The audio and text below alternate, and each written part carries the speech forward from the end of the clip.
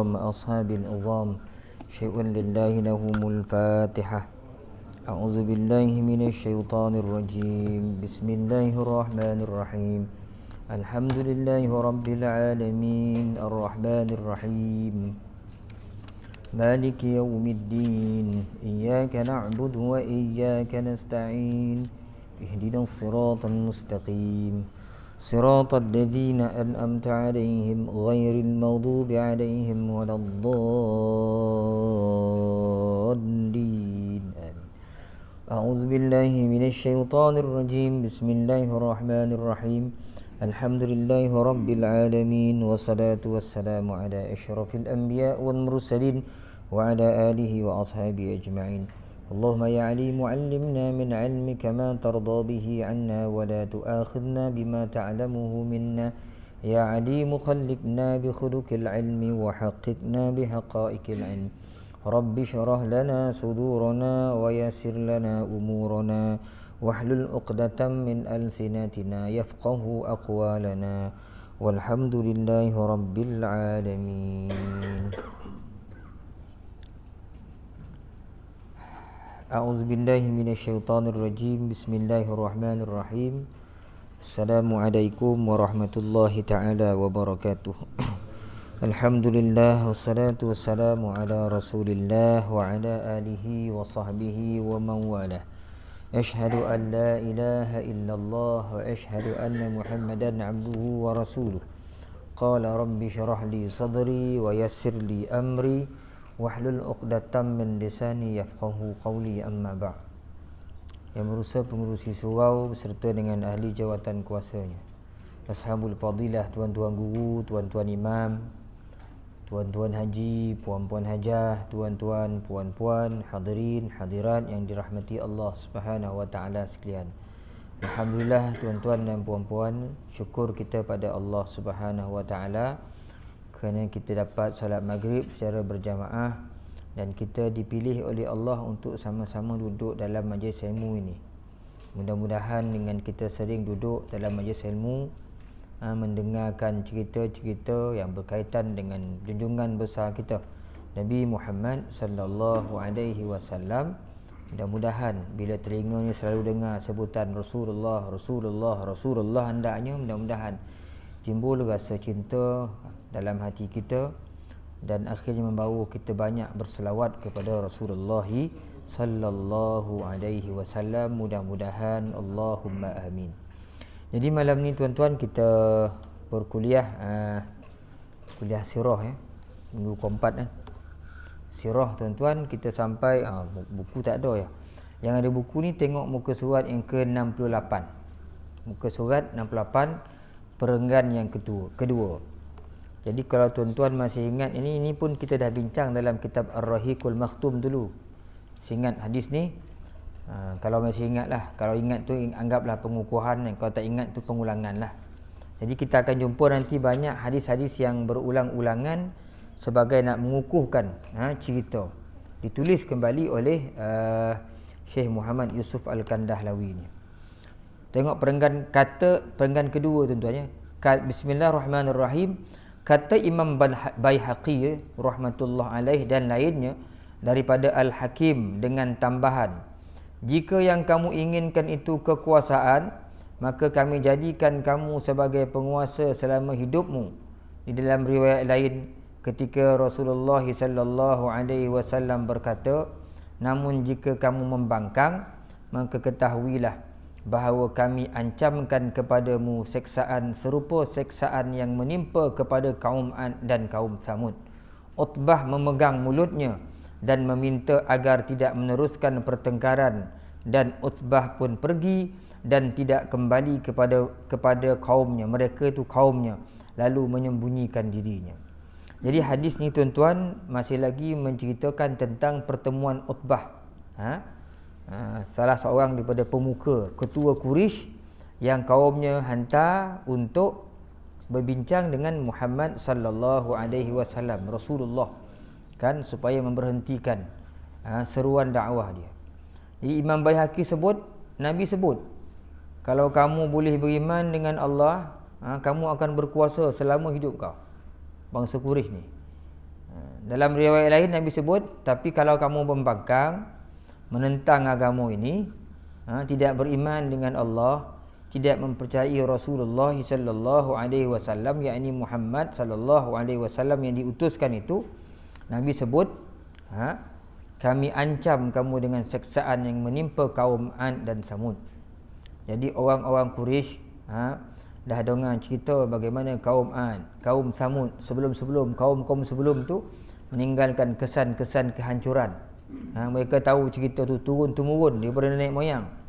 Jadi bila Nabi sebut kalau kamu menentang, aku ancam kau dengan apa yang telah menimpa kaum Ad dan juga kaum Samud. Jadi bila Utbah dengar cerita masalah ancaman Ad yang berlaku, kemusnahan yang berlaku kepada kaum Ad, kemusnahan yang berlaku kepada kaum Samud, dia takut. Dia tutup mulut Nabi Muhammad sallallahu alaihi wasallam supaya jangan bercakap lagi. Sebab Nabi ni sebut ya jadi, Nabi sebut ya jadi. Dan orang Quraisy Mekah tahu tu. Muhammad sallallahu alaihi wasallam ni sebelum dilantik jadi rasul memang dia digelar Al-Amin. Dia orang yang paling dipercayai. Sehingga pernah dilantik oleh pemuka-pemuka Quraisy dalam masalah, dalam pertelingkahan siapa nak letak batu Hajarul Aswad ke tempatnya, Nabi lah yang dilantik menjadi hakim. Jadi orang percaya Nabi ni. Jadi bila Nabi sebut, mereka takut. Benda yang Muhammad sebut ni selalunya berlaku. Itu keyakinan orang-orang Quraisy. Jadi Utbah tutup. Abu Jahal datang kepada orang ramai, lalu berteriak mengatakan, wahai orang Quraisy, ketahuilah Utbah tidak akan muncul lagi. Nampaknya dia sekarang telah terpengaruh dengan ajakan Muhammad. Kerana itulah mari kita pergi ke rumahnya. Jadi bila Utbah dah jumpa Nabi SAW, dia dah takut dengan ancaman Nabi tu, dia terus lari. Balik ke rumahnya, dia tak berjumpa dengan kaum dia. Jadi Abu Jahal tunggu-tunggu tak ada datang Utbah ni. Abu Jahal pun berteriak pada kaumnya, kata dia, Utbah pun dah ikut Muhammad dah. Dah terpengaruh dah. Tak jumpa kita dah. Jom kita pergi rumah ni. Jadi mereka pun menuju ke rumah Utbah. Setelah bertemu Utbah di rumahnya, Abu Jahal berkata, wahai Utbah, demi Allah, nampaknya kamu sekarang telah terpengaruh kepada ajakan Muhammad. Sekiranya kamu memang memerlukan wang, maka kami akan kumpulkan wang untuk kamu sehingga kamu mahu meninggalkan ajakan Muhammad. Utbah ni tak nak jumpa kaumnya sebab takut. Bila dengar tu dalam hadis-hadis tu, mengalata badannya. Dia lari duduk dalam rumah mengenangkan ancaman Nabi ni. Jadi yang si Abu Jahal ni pula kata Utbah ni lari ni dah terpengaruh dengan Muhammad ni, tak jumpa kita pun. Sehingga dipujuk, kalau sebab duit lah, kata Abu Jahal, kita boleh kumpulkan duit. Terbagi kamu duit. Dengan syarat tinggalkanlah seruan Muhammad itu. Jadi Muhammad sallallahu alaihi wasallam. Bila Utbah dengar, marahlah dia. Dia marah dan dia bersumpah tidak akan lagi bercakap dengan Rasulullah sallallahu alaihi wasallam. Sedikit pun, cakap sekejap pun tak nak. Seperti dengan dia berkata, seperti yang kamu ketahui bahawa ketika aku datang, Muhammad sallallahu alaihi wasallam membaca sesuatu yang bukan daripada mentera ataupun puisi. Ini hadis banyak kali kita jumpa. Namun itu adalah ayat Allah, diceritakan sampai habis. Nabi baca surah Fussilat kan. Maka aku tutup mulutnya kerana dia memberi peringatan seperti seksaan kaum Ad dan Samud. Kamu sekalian tahu bahawa Muhammad tidak pernah berdusta, maka aku takut sekali apabila seksa yang dikatakan Muhammad itu akan menimpa kita. Ini cerita ni, riwayat ni ada dalam kitab Bidayatul Hidayah oleh Imam Ibn Katsir.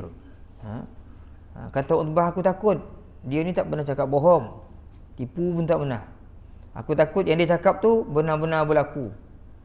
Apa yang berlaku kepada Ar-Rabi' kau, yang Nabi sebut tu, besok kau akan mudah-mudahan Allah Ta'ala hantar anjing daripada anjing ni. Bukan anjing, singa kokah dia mati. Nabi sebut jadi. Jadi Utbah ni takut. Abu Ya'la meriwayatkan cerita serupa dengan yang diceritakan daripada Abdun bin Hamid.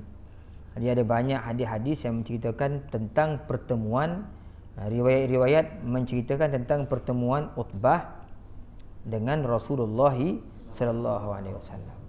Ada banyak kes tuan-tuan, mana-mana pemuka Quraisy yang jumpa Nabi ni, bila Nabi bercakap, dia akan terpengaruh sikitlah, ataupun dia akan takut. Takut dengan Nabi Muhammad sallallahu alaihi wasallam. Itu riwayat. Satu riwayat lain pula Abu Nuaim meriwayatkan dalam bukunya Dalailun Nubuwah daripada sahabat Ibnu Umar radhiyallahu anhu bahawa bukan orang Abi Talib tu, orang Quraisy berkumpul dengan Rasulullah sallallahu alaihi wasallam dalam masjid. Maka berkata Utbah kepada mereka, biarkanlah aku yang akan menghadapnya, kerana aku lebih rapat kepadanya daripada kamu. Jadi tu yang saya sebut di awal tadi, kita akan jumpa hadis riwayat-riwayat yang berulang-ulang nak ceritakan kesahihan pertemuan Utbah ni dengan Rasulullah sallallahu alaihi wasallam. Jadi Utbah ni dia menawarkan diri pada kaum dia, biar aku pergi jumpa Muhammad sallallahu alaihi wasallam ni kerana aku lebih rapat dengan dia. Kemudian dia menyebutkan kepada Rasulullah, wahai Muhammad sallallahu alaihi wasallam, aku melihat kamu ini adalah seorang yang paling rapat dengan kami dan paling mulia di sisi kami. Dia puji dulu. Namun sayang sekali apa yang kamu bawa kepada kaummu itu tidak pernah dibawa oleh seorang pun kepada kaumnya.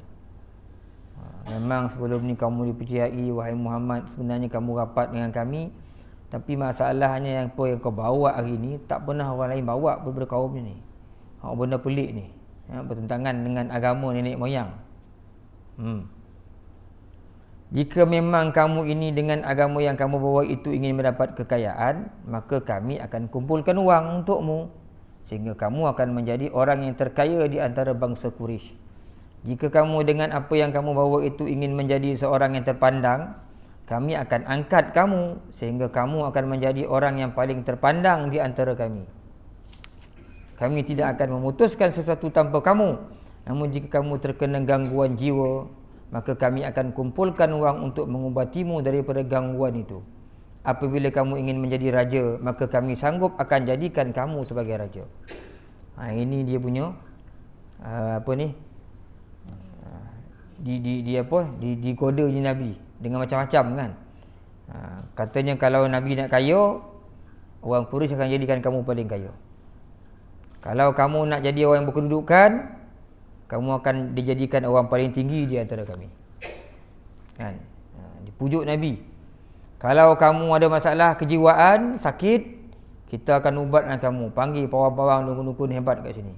Kau nak jadi raja, lantik jadi raja, jadi ketua. Tapi itu yang akhirnya keluar daripada mulut Nabi kan. Kalau diletakkan matahari di tangan kananku dan bulan di tangan kiriku, supaya aku meninggalkan agama ini, tak akan aku tinggalkan agama ini, walaupun sampai tercabut nyawa daripada badan. Itu nak tunjukkan bagaimana prinsip kekuatan jati diri Nabi Muhammad sallallahu alaihi wasallam dalam memperjuangkan agama dia. Ini yang kita nak tiru ni.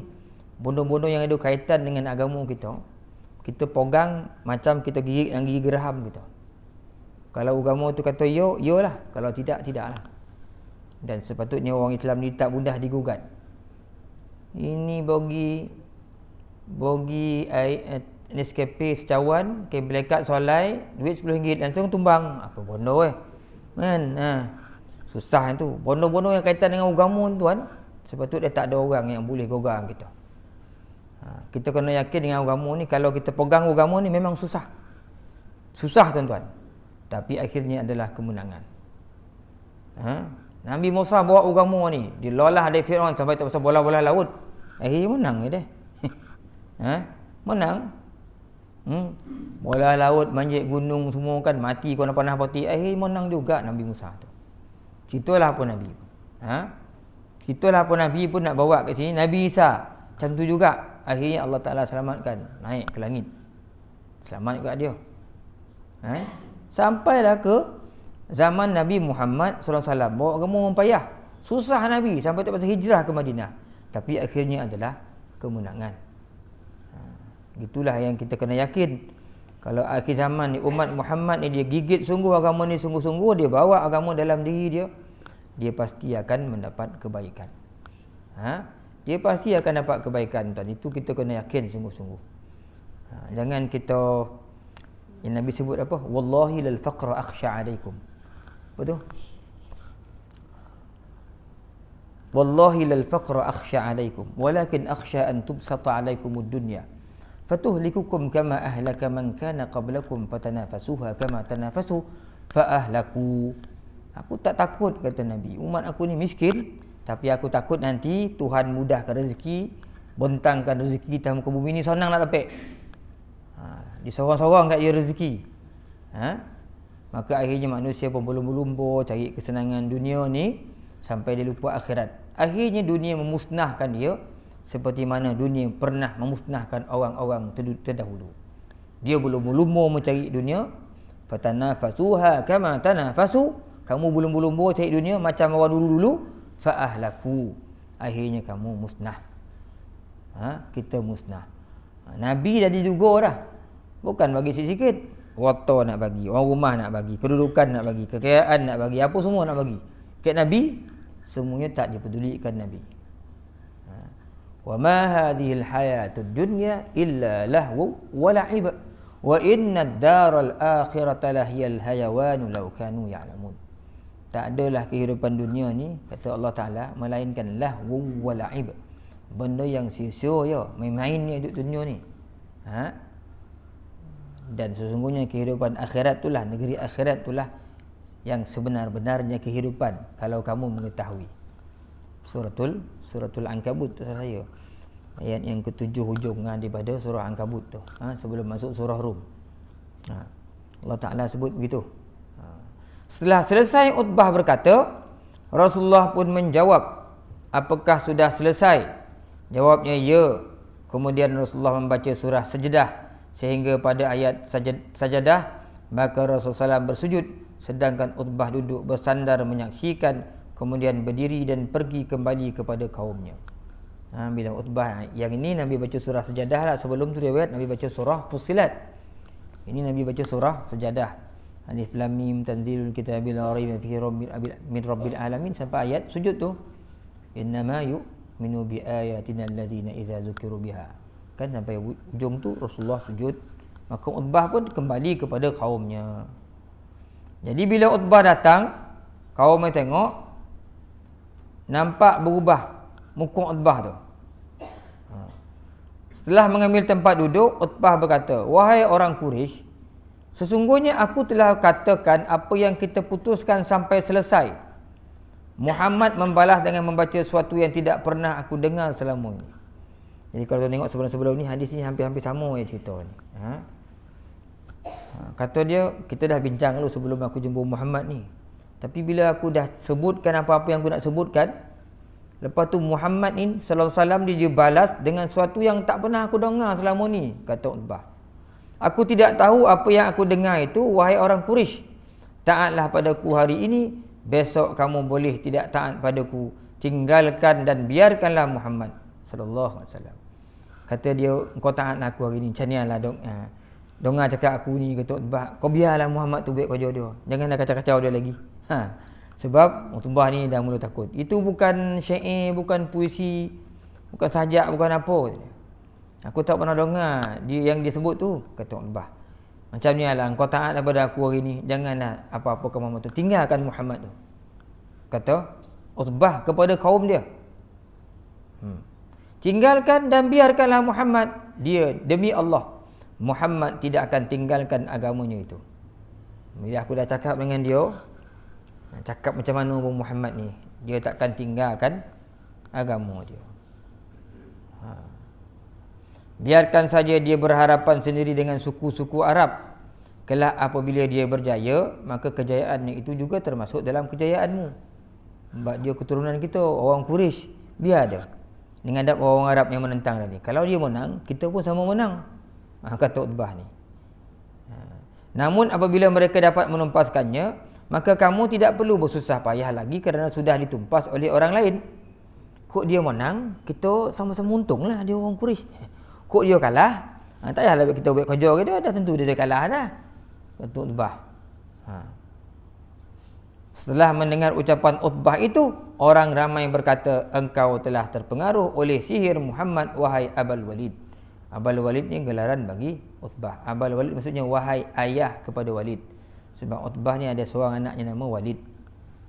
Jadi bila dengar Utbah cakap macam tu, kau ni sebenarnya nampak macam dah kena sihir ni oleh Muhammad ni, kata kaum ni. Marahlah Utbah ni. Kena sihir kat Muhammad ni. Inilah yang disebutkan oleh Ibnu Ishaq dengan lengkapnya seperti yang ada dalam kitab Al-Bidayah, dan Imam Baihaqi juga meriwayatkannya dengan singkat daripada Ibnu Umar, sedangkan Ibnu Katsir menyebutkan dalam kitab yang sama. Hadis ini gharib sekali.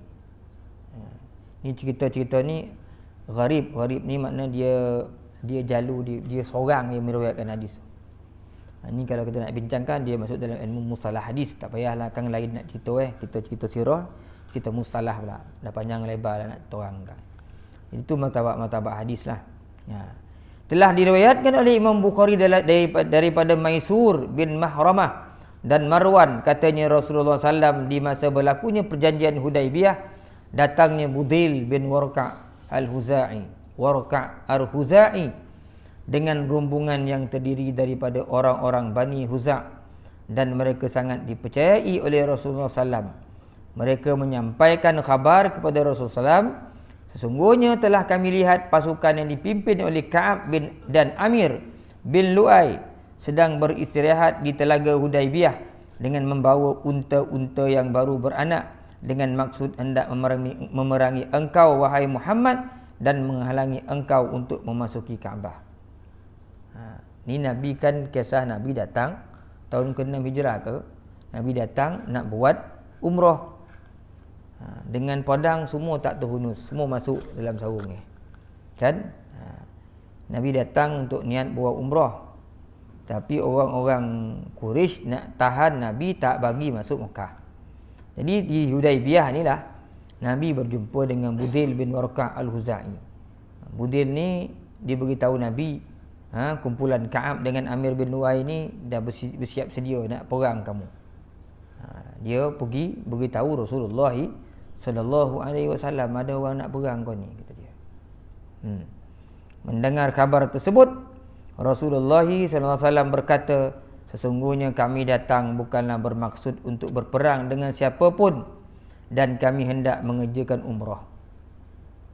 Apabila mereka membiarkan kami dan orang lain dengan jalan memperpanjang masa perdamaian, dan aku berjaya menarik mereka memasuki agama ini, seperti yang dilakukan oleh orang lain, kerana sudah tidak ada halangan lagi bagi mereka untuk memeluk agama ini. Namun apabila mereka tidak mahu, maka kami tidak akan memaksa mereka. Demi Allah, jika mereka masih berkeras, maka tidak ada jalan lain bagiku kecuali melawan serangan mereka sehingga aku binasa, dan aku berserah diri kepada Allah melaksanakan kehendaknya. Nabi sebut, aku datang bukan nak perang, nak umrah. Kan? Jadi biarlah kita buat umrah. Panjanglah masa berdamai ni sikit perjanjian ni. Kalau kalau boleh bagi Nabi ruang, masa Nabi sebut pada Budail ni, kemungkinan ramai yang Nabi boleh tarik memeluk agama ini. Tapi kalau berkoreh nak berperang juga, kata Rasulullah, kita terpaksalah melawan, berperang juga, kata Nabi SAW kepada Budail ni. Sedangkan dalam riwayat Imam Tabrani daripada Maisur bin Mahramah dan daripada Marwan dalam hadis marfu', sabda Rasulullah SAW, celaka bangsa Quraisy. Mengapakah mereka itu masih saja ingin berperang? Mengapakah mereka tidak rela untuk membiarkan, bukan kamu tu ya, aku, dengan bangsa Arab yang lain? Nabi kata celaka bangsa Quraisy ni. Kenapa mereka nak berperang? Kenapa tak biarkan aku dengan bangsa Arab yang lain? Apabila mereka dapat menumpaskan aku, maka itulah yang mereka kehendaki. Sedangkan apabila Allah memenangkan aku, maka mereka dapat masuk ke dalam agama ini dengan penuh kemuliaan. Nabi sebut mereka ni sebenarnya kalau dia kalahkan aku, memang itulah yang dia nak. Tapi kalau Allah menangkan aku, mereka nanti akan masuk dalam agama ini dengan penuh kemuliaan. Nabi sebut dalam hadis tu. Yo kan, bila Nabi menang, Nabi buka kota Mekah dengan sendirinya. Orang-orang yang dulu menentang keras Nabi boleh sebut siapa duduk dalam Masjidil Haram, siapa duduk pergi kat rumah Abu Sufyan, nyawa dia akan selamat. Dan Nabi ampunkan semua, termasuk Hindun tu sekali, termasuk Wahsy yang bunuh Sayyidina Hamzah, dimaafkan oleh Rasulullah. Benar, bila Nabi sendiri menang agama ini dengan bantuan Allah Ta'ala, maka akhirnya orang-orang Mekah masuk menganut agama yang dibawa oleh Muhammad sallallahu alaihi wasallam. Namun apabila mereka itu menolak, maka perangilah mereka, kerana mereka itu mempunyai kekuatan. Bagaimanakah cara pemikiran orang Quraisy itu? Demi Allah, aku akan memperjuangkan agama ini sehingga Allah memberikan kemenangan kepada agama ini, ataupun sampai leherku terputus atau binasa.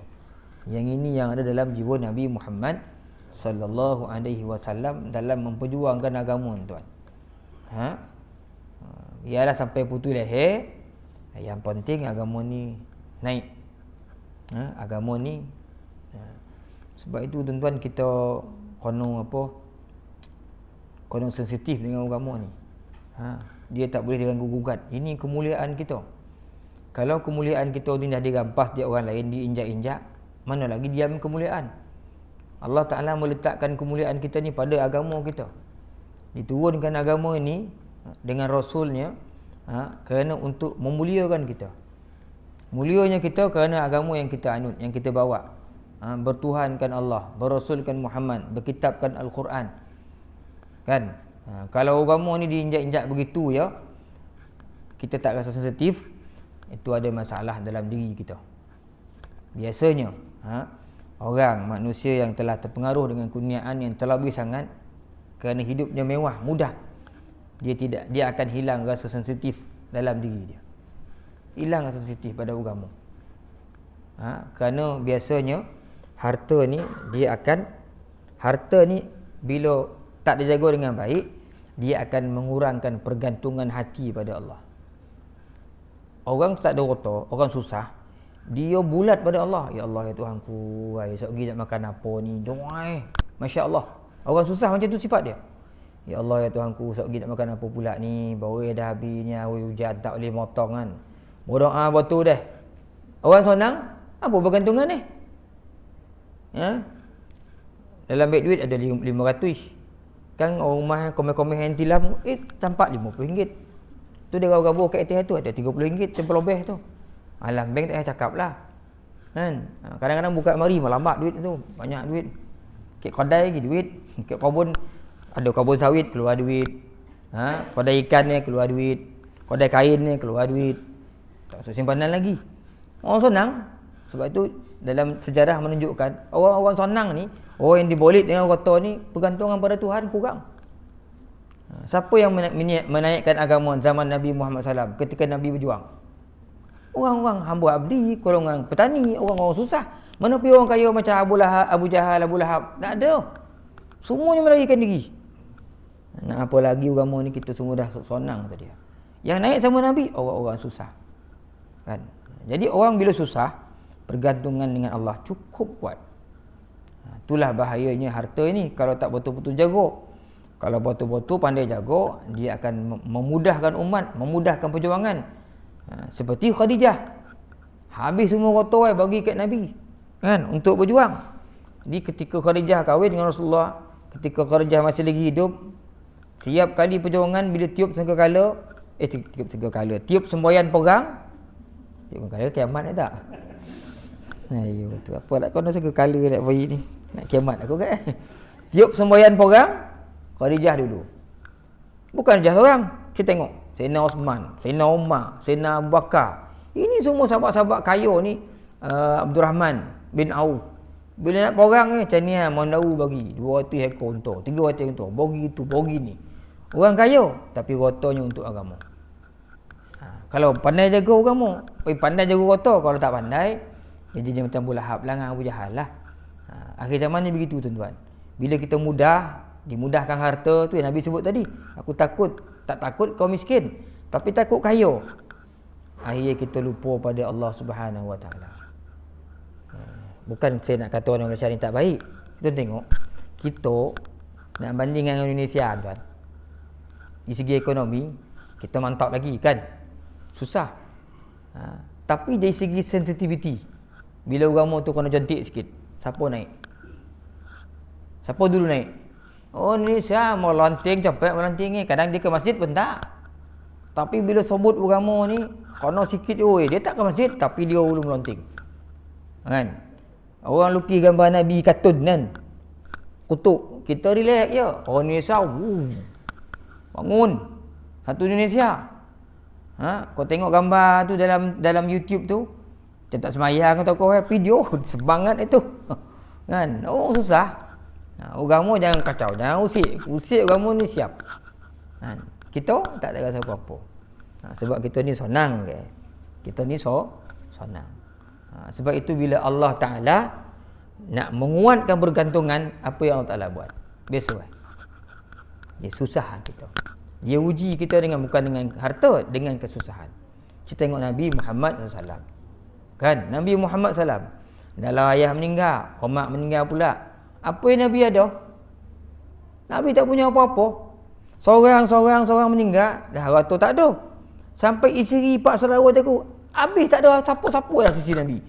Harta tak ada, orang pun tak ada, saudara mara pun tak ada yang boleh bela dia siapa tu. Ketika itu di mana Nabi nak bergantung? Kalau bukan pada Allah Subhanahu Wa Taala. Jadi kalau betul-betul orang yang kuat imannya, kesusahan itu sebenarnya menguatkan lagi pergantungannya kepada Allah. Jadi kata kau pandai-pandai jagalah, kau tak pandai jaga nanti jadilah kita macam orang kono bolid ke ular. Kan? Akhirnya dia menghilangkan kita punya pergantungan pada Allah Ta'ala. Kita rasa kita dah mudah, dah senang, apa nak susah-susah hati. Itu yang banyak berlaku kepada hari ini kan, orang ini. Sebab itu ditunjukkan dalam Quran, lambang orang yang harta tapi lupa kepada Allah, seperti Qarun, yang akhirnya Allah Ta'ala benamkan harta-hartanya dalam laut, dalam tasik yang besar. Masuk waktu Isya'.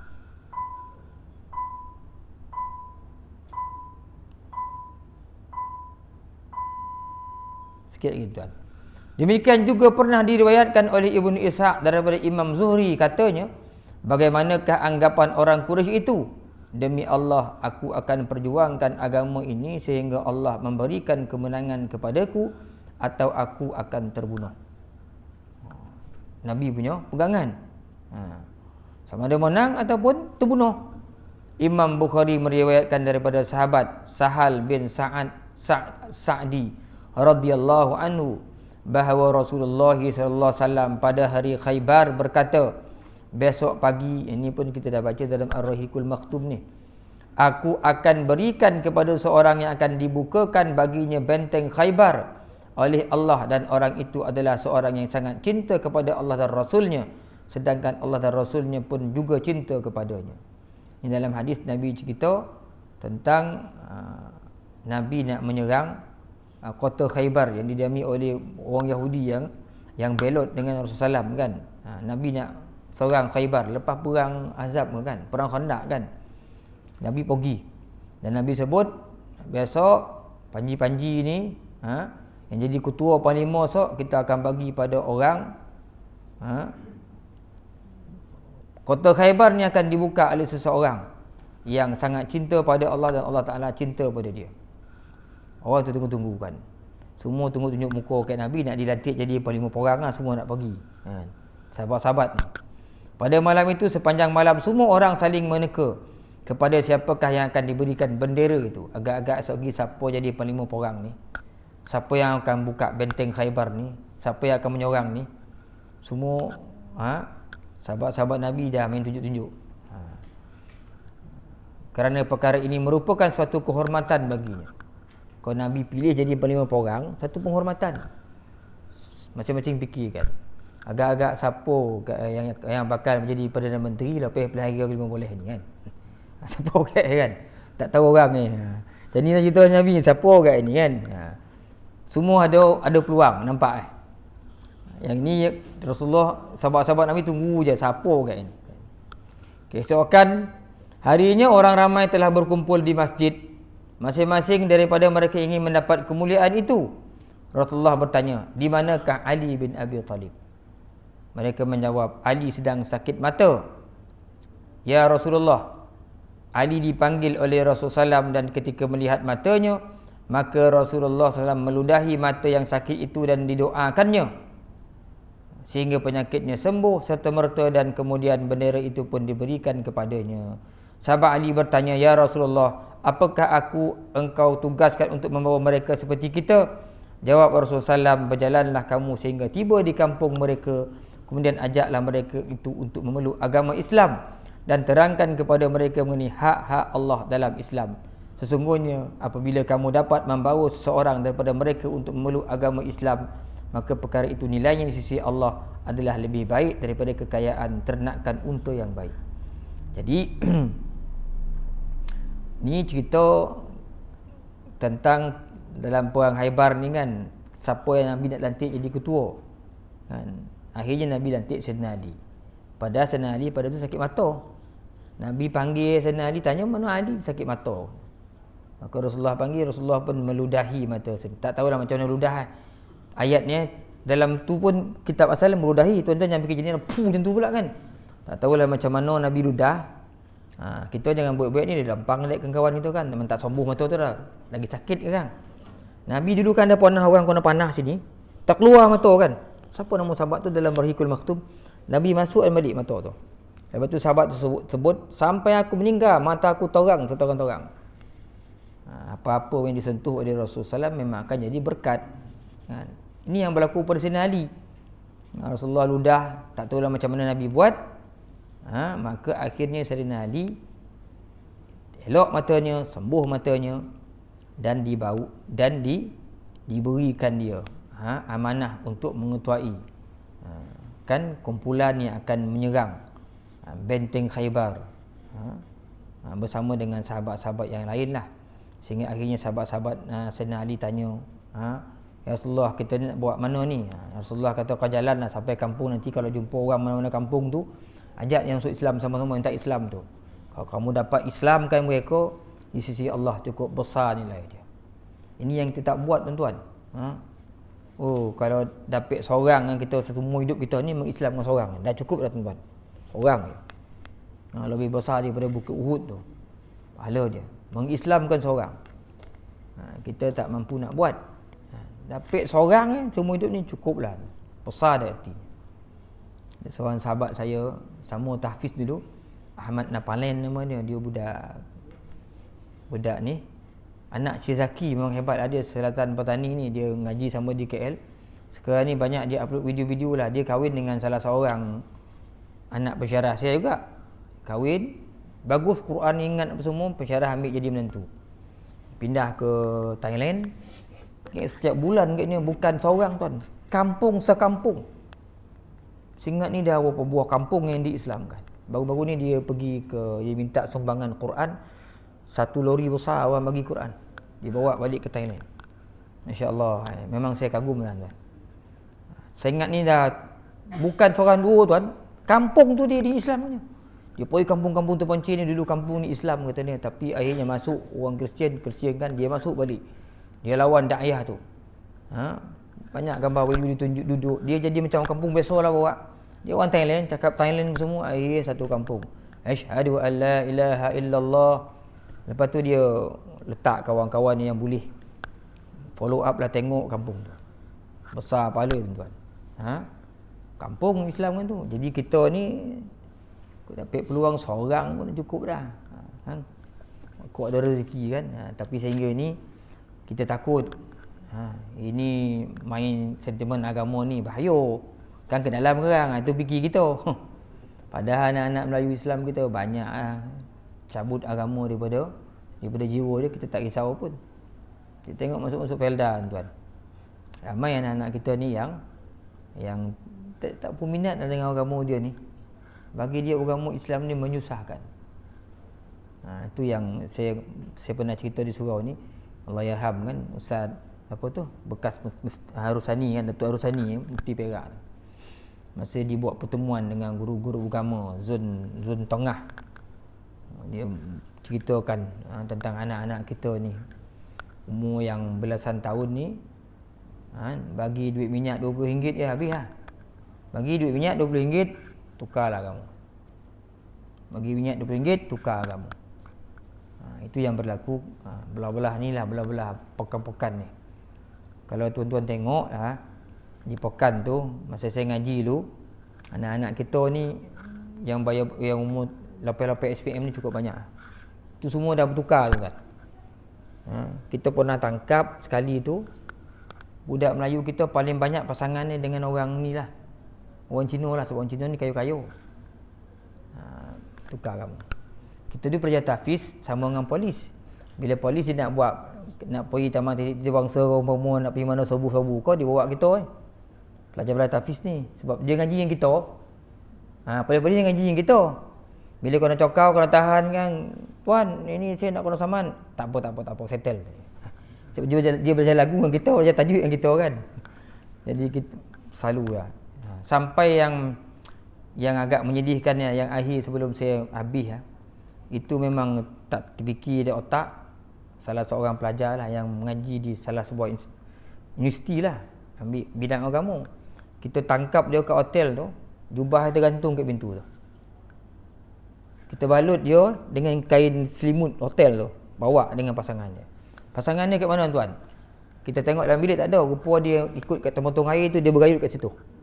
Kok jatuh buah tu memang jadi katak mati kena langgar. Tingkat 3, tingkat 4 hotel tu. Memang saya tak terfikirlah. Akhirnya bila tengok sebab apa, menangis-nangis dalam terak tu. Akhir baru tahu masalahnya tuan. Banyak anak-anak kita yang tukar agama lah, yang jual diri lah, semua masalahnya. Masalahnya tuan-tuan dah tua, yang muda-muda ni boleh pergi, tak tahu, tak percaya pergi dekat Pasang Kelang tu. Tengok di tepi tu petang-petang. Dulu saya tu kita buat kajian, bawa motor. Kalau bawa dia sama-sama bawa motor je, RM30. Bawa naik sama kita lah, dia peluk kita buat RM3. Kalau bawa pemalam RM50 bagus Bila tanya 70% yang lari daripada rumah ni, semua lari rumah. 70% sebab apa? Adik-beradik, abang-abang, akak semua jadi dapat SPM 8A, 9A, dia dapat 1A. Itu mak dengan ayah mak kata tengok tum-tam dia tension, dia keluar. Ini SPM tu cerita juga ni. Satu cerita juga, akhirnya banyak yang keluar bawa diri situ. Macam-macam lah kita jumpa tuan. Kita sampai ikut rumah kadang tu, kita buat kajian duduk KL tu.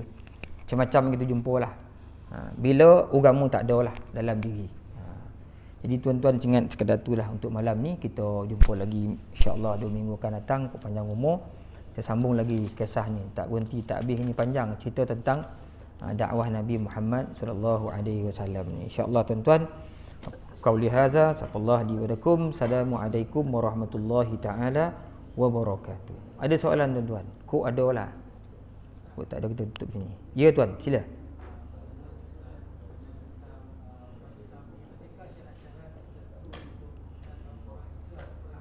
Macam mana?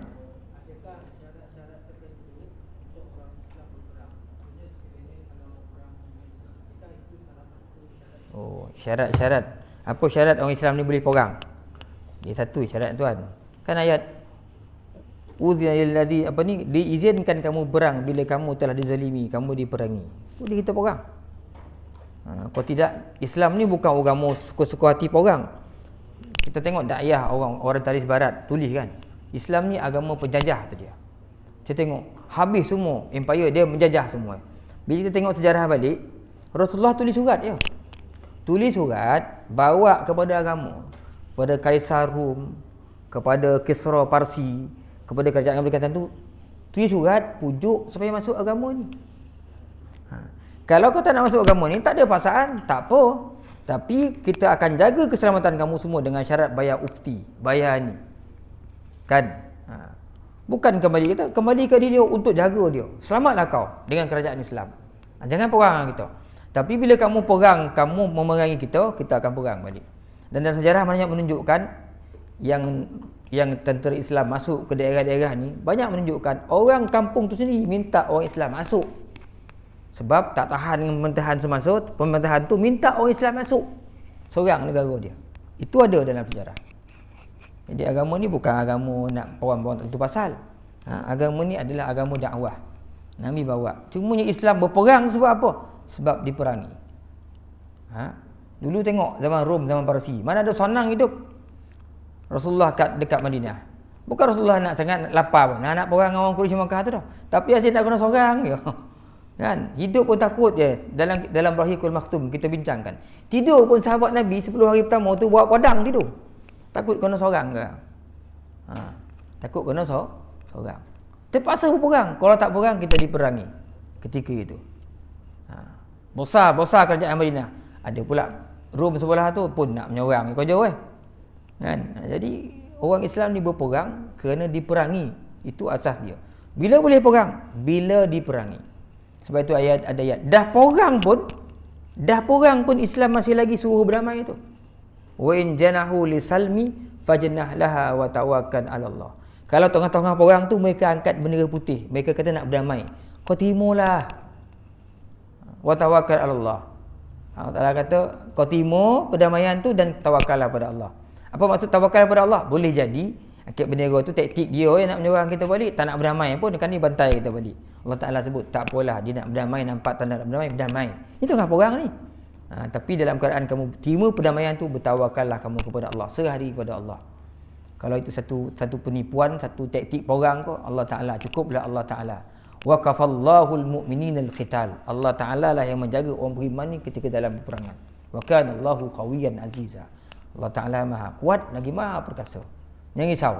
Sampai tengah perang pun disuruh nak tunjukkan apa tu? Ingat agama ni agama nak bunuh orang kau. Perang pun ada orang pemimpin beritahu dekat tentera dia. Apa Nabi pesan kepada sahabat? Kan kalau kau perang tu, jangan kacau orang tua-tua. Jangan kacau budak-budak, jangan kacau orang perempuan, jangan rosakkan tanam-tanaman, jangan musnahkan rumah ibadah. Jangan bunuh binatang ternakan. Siap pesan dengan tu. Apa jadi orang lain yang berperang? Habis jahanam semua.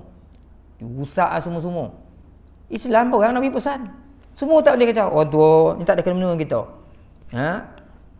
Budak-budak, orang perempuan, rumah ibadat, ternakan, binatang, haiwan semua, tumbuh-tumbuhan, tanam-tanaman jangan dimusnahkan kata Rasulullah. Sampai hari ini itu menjadi asas dalam disiplin perang orang peringkat antarabangsa ini.